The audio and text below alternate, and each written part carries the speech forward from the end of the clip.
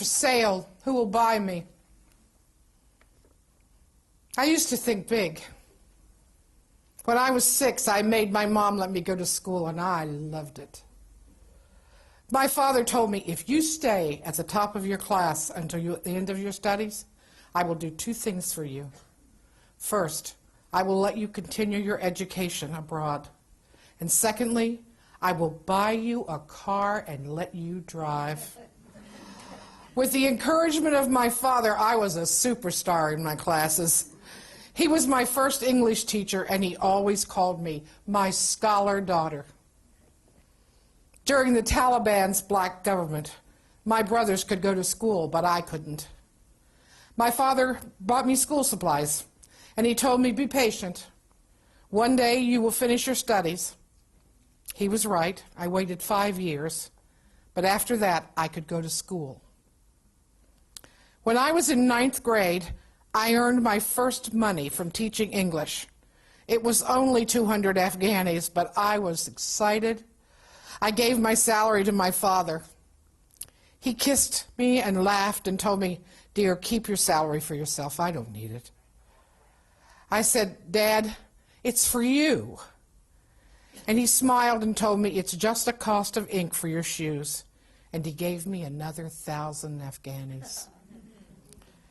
He was my supporter in all aspects. When I was 16 years old, one of my neighbors came to our house and proposed that his son marry me. My father was angry with him. Do you know my daughter is 16? It's time for her to study. If the king comes and knocks on the door of my house and proposes that my daughter marries his son, I won't accept it. Just leave my house and never come back. I was in my last days of school when my father died. When I lost him, I lost my shadow. But he left me with his words and advice and books. After his death, our economic situation was bad. Mom's salary was the equivalent of $25, which was not enough. I began teaching classes in a private school. Half of my salary was for my studies, and half went to pay household expenses. During these years, I was the poorest student in class. I spent days without breakfast or lunch, but I felt happy for my education. During the last 4 years, I received a number of marriage proposals, but I have rejected them all. Most wanted me to stop my studies and never work outside the house again. After my father died, the responsibility for me fell to my brothers, who had grown up under the Taliban and were influenced by it. Now I live with 3 Talibs, and I must obey what they say. I am not like a girl in the house. I am a slave. When I was at 3rd year at the university, the owner of our house demanded higher rent. My family decided that they would leave Kabul and go to a province where housing was cheaper. But I didn't know how I could continue my studies in that case. So I gave up my transportation money to help pay for rent, and I go to the university on foot. Still, at the beginning of this year, my brothers said, it's time for you to marry. They arranged a marriage to my first cousin, my mom's brother's son, who lives in a province where most of the people are Talib. My cousin is about 40 years old and uneducated. His family has a business and a big house. Their women are required to wear burqas and are responsible for cooking, cleaning, and caring for the animals. Most have 8 or 9 children. They can't go outside the house. And even when they are sick, they aren't allowed to go to the doctor. My uncle's money gives him power despite the fact that he is uneducated. My family thinks that I am tired of working so hard and that my uncle's money will convince me to accept this golden bracelet. My uncle told my family he would pay them $20,000, and this money might possibly keep my family alive. At the same time, I am thinking about graduating, seeking my master's degree and PhD, getting a better job, making an independent life, standing on my own 2 feet. I told my mom, please, just give me a chance. I don't like this man. I can't marry him.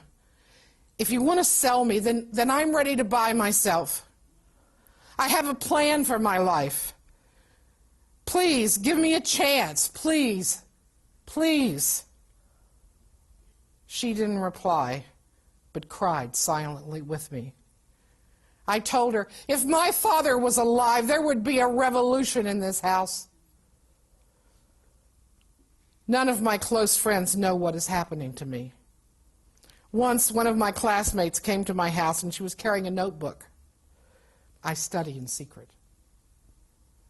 When my family saw her notebook, they behaved badly toward her and told her not to come again. These days, I am thinking of possible solutions. How to get another job, earn at least $1,000 a month in salary. Running away is not an option, because girls who run away here are raped by men and spend years in jail, and I am not such a girl. I can't leave my mom because my brothers believe anything wrong I do is the fault of my mother, and they will kill her. My brothers think a girl who has a bank account or a mobile phone is a prostitute. I hide my phone and keep it on silent mode when I am home. I have 2 months to find a solution.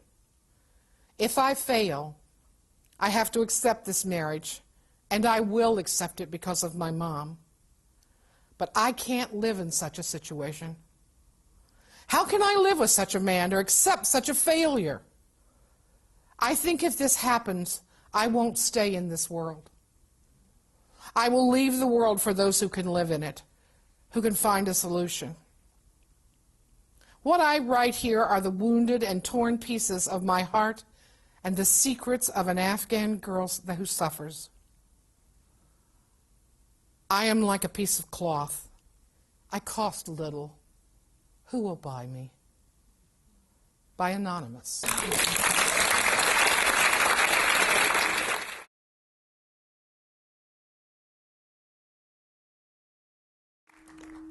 Good evening and welcome. What you have just heard is one voice out of the silence that is Afghanistan. The stories these women writers tell are created often in great isolation, under very difficult circumstances, and some at the peril of their lives. Due to the security situation and out of concern for their safety, no family names or specific locations are mentioned. Thankfully, due to the Afghan Women's Writing Project, there is now an outlet for their stories. We are extremely privileged tonight, for the very first time, to give voice to these amazing writers, to finally have their stories told. They are no longer silent.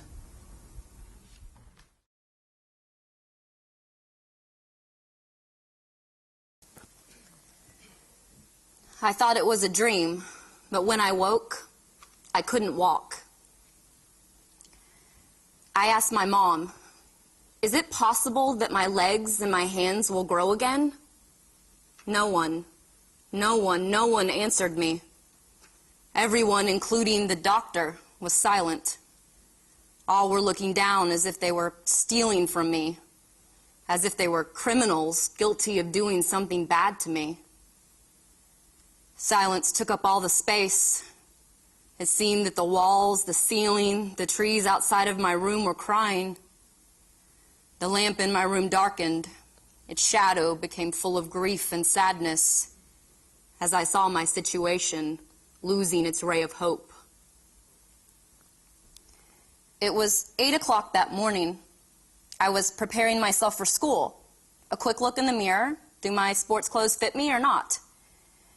Tomorrow is our school's soccer match with another school. I checked my American watch, how it looked on my wrist.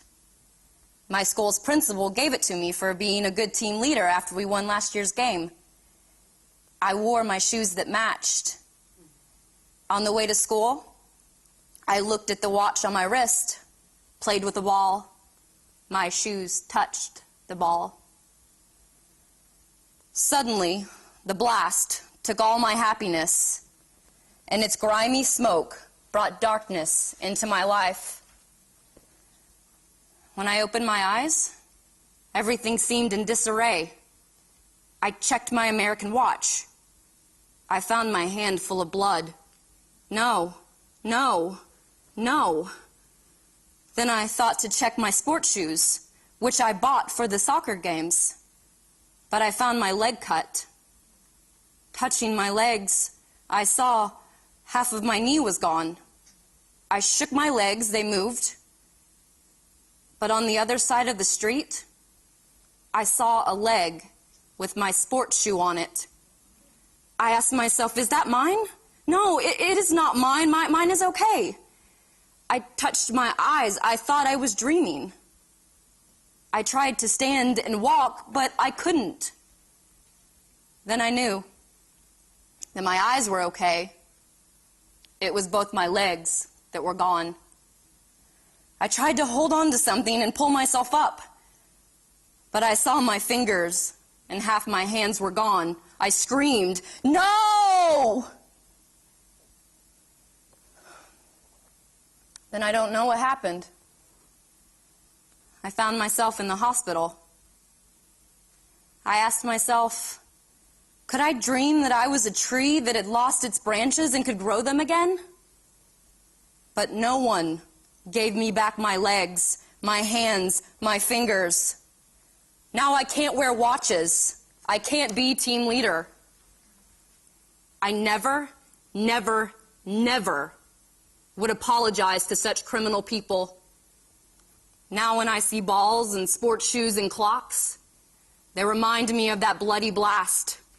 They remind me that someone took my happiness.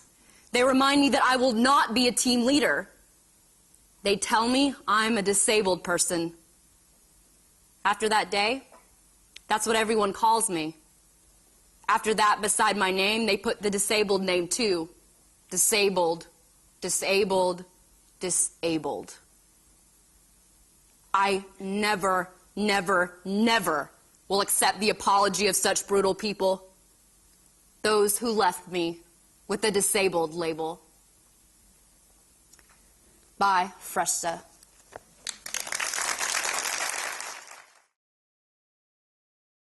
Dream was lost, but I created another. I have wishes in my heart and mind to be a doctor in this world, serve my people, my compatriots, save them from all dangers. My dream was discarded with time. Time showed me this was not my aim in life. Time changed my goals, which I had in my life course.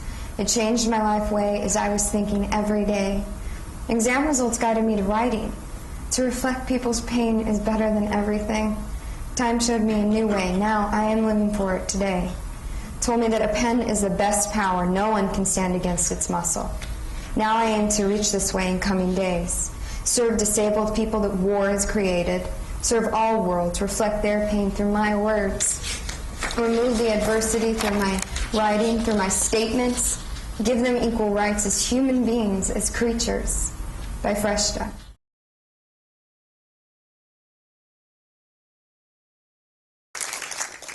The tradition of bod. I was usually beaten with cables and sticks. I got pregnant twice, but lost my babies because of severe living conditions. In 3 years, I didn't leave my in-laws' house even once.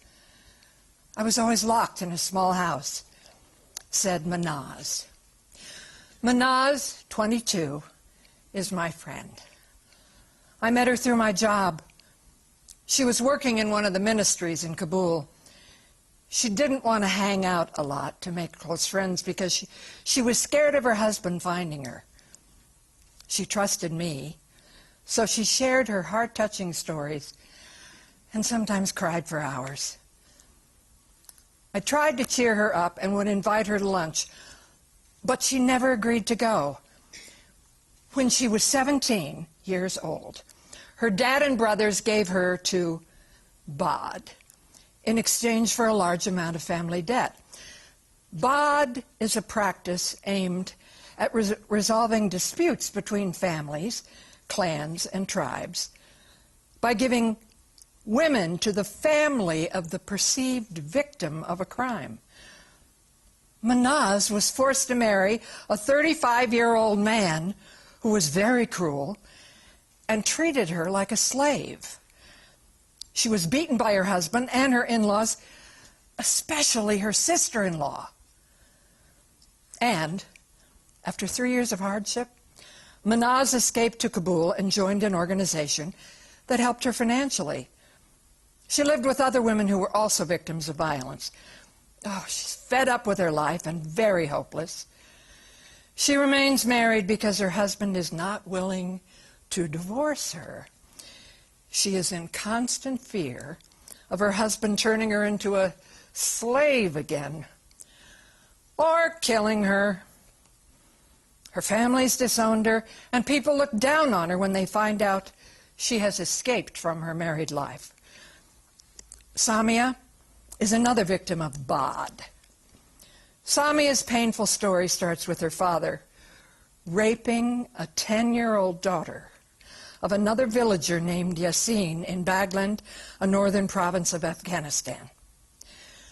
After her father was arrested, he was ordered to trade off his daughter, who would marry the raped girl's brother. Samia was 7 years old when this happened.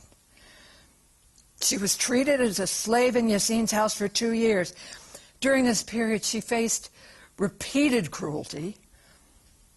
Her in-laws used hot metal pieces to beat her daily. They pulled her hair, and they even kept her naked outside in freezing weather. After 2 long years, she was released from that family by the government. The tradition of Bad is practiced especially in rural districts and the tribal belt of Afghanistan. It is a punishment the family faces when a male member commits a serious crime. Now, according to research by the Women and Children Legal Research Foundation, 38% of Bad cases are a result of murder committed by the Bad victims' family members. Usually, the elders of the tribe, the tribal jirga, they get together to peacefully settle the inter-family disputes by deciding that a girl from the perpetrator's family must marry somebody from the victim's family. In this way, the tribal jirga stop social conflicts by sacrificing the lives of Afghan women. The consequences of giving girls to Bad with no attention to their ages or desires are domestic violence, prostitution, suicide, and death. Yakin Erturk, special reporter of the United Nations Commission on Human Rights on Violence Against Women, stated that she visited an 8-year-old girl who was given away by her family. The girl, and others like her that I've talked to, who weren't lucky enough to end up in a protective area, are abused physically as well as sexually. Not only the designated husband, but until the designated husband grows up, other males in the family may abuse her. Oh, this inhumane practice has no legal or religious base. In fact, it's banned in the penal code, but it's still practiced in certain areas. In most cases, no one even reports to the government. People hear about such cases from the victim's relatives or friends. My mother informed me about this brutal practice. Well, when I was a kid, she told me several stories of cases she or her friends knew about, but I didn't bother thinking about it until I was friends with Manaz. Then I understood how hard it is to go through such tough situations in life and how necessary it is to abolish this practice. I believe in order to help alleviate this problem, we should educate women about their rights, Bad practice, and its consequences. Most of the village women aren't educated. They don't know about their rights. They live in harsh conditions, always controlled by men. They're raised with such practices. Therefore, they view Bad as a good practice. All right. Furthermore, I believe that tribal Jurgis should also be educated. And finally, although Bad is criminalized by the Afghan government, the government is not efficient enough to control this practice. The government should send officials to the rural areas to end this practice. If the government becomes more effective and takes care of interfamily disputes, I don't think people would continue the inhumane practice of Bad. By Sana A.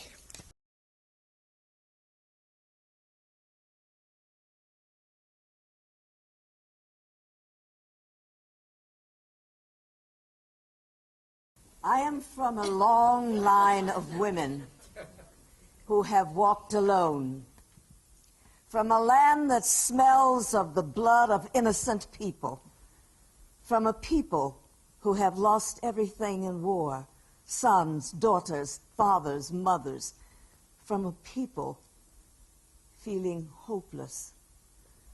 I am from a long line of women who have walked alone. I am proud to be the daughter of a brave woman who never gave up and showed her children the right way, who sacrificed herself, who in childhood slapped me once to remind me how important it was to concentrate on my lessons. She was the best mother in the world. I am from a long line of women who have walked alone, from a place where I could never hear what my heart told me, and I could only follow what family told me, from a place where I couldn't express my wishes and I hid my hopes, where I couldn't support my rights and I had to accept, where everybody said, you can't do it, you can't go ahead, you can't achieve your goal. I am from a place where girls are exchanged for money and forced to marry, where I was humiliated for being a quiet girl, where a teacher told me, I don't care what you think because you can't do anything. I am from a discouraging world that killed my talent because I was a girl.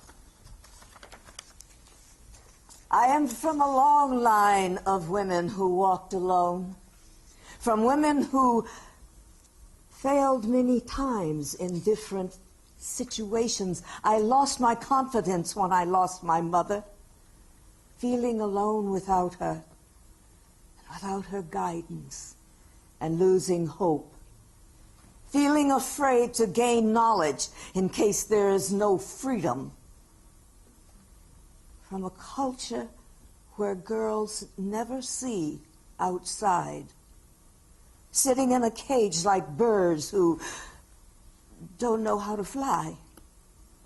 When my mother leaves me, she tells me, find your way.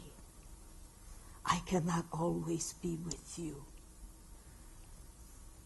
She passed on the responsibility to me. I am from a long line of women who have walked alone.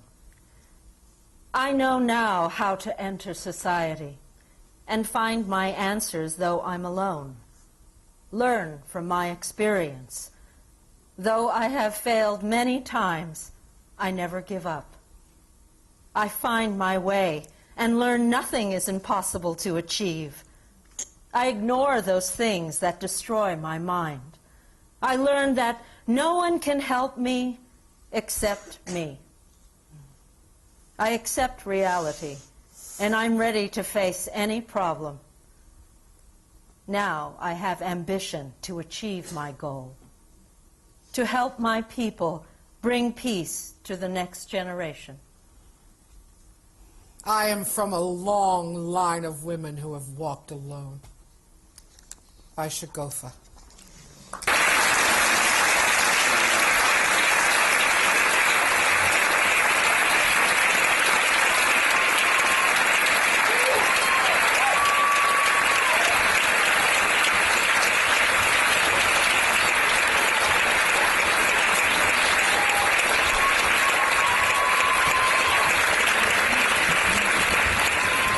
Thank you all for coming for this really powerful presentation.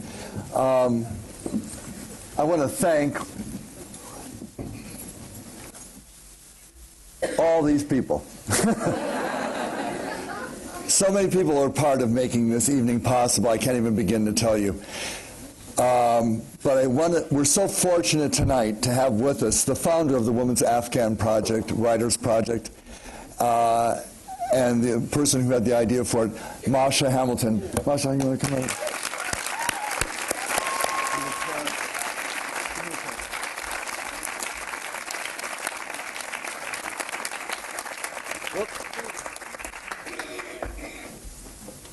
Thank you. This was there were a lot of sad poems and essays tonight, but really this is a moment of triumph and of celebration because we got to share in these women's voices, brought them out of silence, and we can thank this wonderful, talented cast of actresses who donated their time to do this, to bring this here.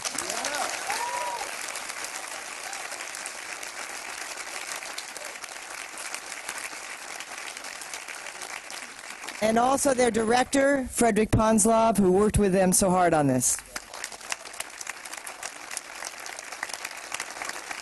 This was really a collaborative effort, and there are a lot of people that I could thank, but I've been told I have to keep it short. I was told this is not the Academy Awards.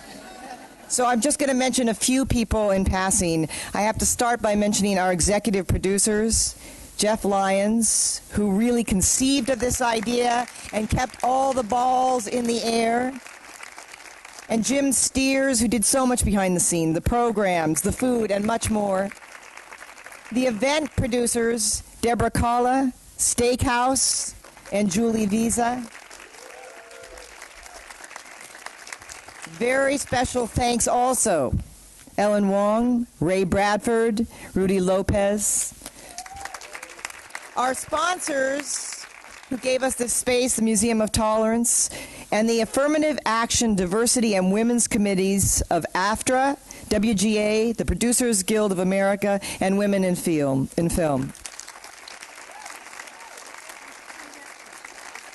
the Screen Actors Guild. Oh my gosh, I'm so sorry. And the Screen Actors Guild. Sorry. I also want to thank our teachers, some of whom are here, and who volunteer and give their time to mentor these women, and especially I want to thank the Afghan women writers themselves, one of whom we have here with us, who write